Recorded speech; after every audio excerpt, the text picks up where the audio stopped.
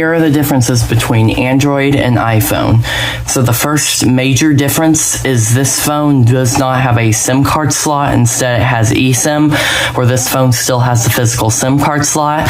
Apple discontinued the SIM card slot with the iPhone 14s in 2022, and I've never understood why. I enjoyed the physical SIM card slot because I switched between Android and iPhone, and it made it a lot easier. Now that Apple has switched to eSIM, I have to call my carrier and get a QR code to scan to set up the SIM when I switch between this phone and this phone. So that is a major difference, but most people don't switch. The next difference would be the camera. This has a 108 megapixel camera with ×100 zoom, which is a 10 times telephoto, where this one has a 5 times telephoto, which is ×15 zoom. And this one only has a 50 megapixel camera, where this one has a 108 megapixel camera. So that might be a major difference, or is a major difference. The next major difference, in my opinion, would be the app stores.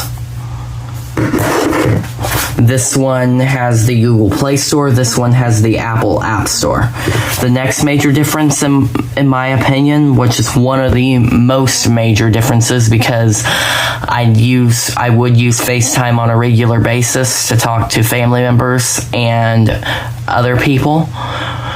But when I'm using an Android, I can't, so I just never use FaceTime. But if I could FaceTime on an Android, I probably would use FaceTime more. But I don't want to get used to using FaceTime and then switch to an Android and not be able to, because Apple does not allow you to download FaceTime or you can use it, but an iPhone user has to send you a link, and it's difficult. That's just another way that Apple's trying to get more people to switch over. The next difference would be iMessage.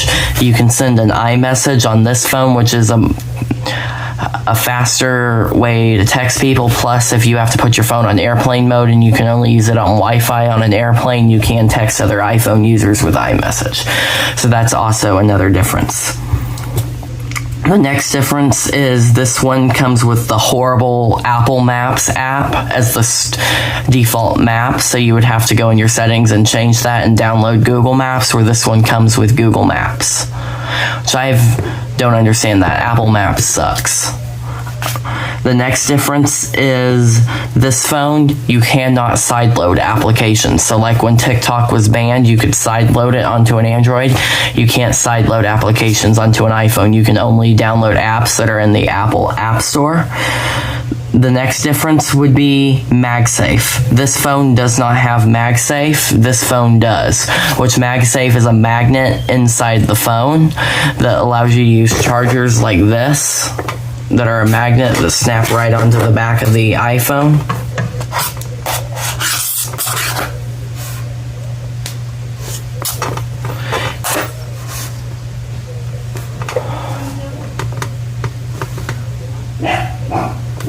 And you can also get cases that have a magnet in them that make it easier to use this. The next difference would probably be the Apple Watch and the Galaxy Watch.